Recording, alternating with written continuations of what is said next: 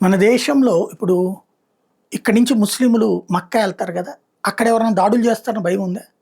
అక్కడ ఏమన్నా మిలిటరీని దించాల్సిన అవసరం ఏమైనా ఉందా? జెరూసలేం వెళ్తారు కదా!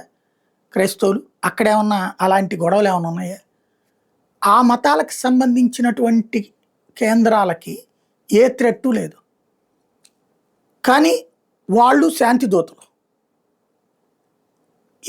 ఏది అక్కడ ప్రశాంతంగా చేస్తున్నటువంటోళ్ళు శాంతి దూతలే.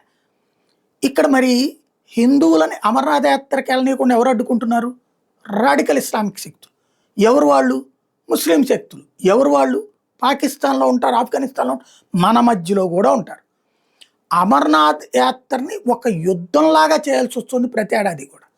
అమర్నాథ్ యాత్రకు వెళ్ళిన వాళ్ళని చంపడం అన్నటువంటిది ఒక ఆటగా నడిపారు సుదీర్ఘకాలం పాటు కాశ్మీరీ స్వతంత్ర యోధుల పేరుతో తీవ్రవాదులు.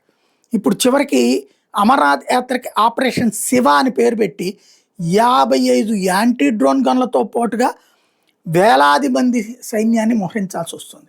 400 కిలోమీటర్ల మేర విస్తరించున్నటువంటి కాశ్మీర్ జాతీయ రహదారి బాల్తాల్ పహల్గామ్ మార్గాల్ని వ్యవస్థ పర్యవేక్షిస్తారు.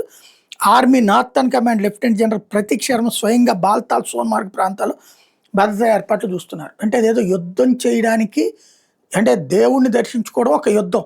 ఆ యుద్ధంలో మనకు సహకరిస్తున్నది భారత సైన్యం.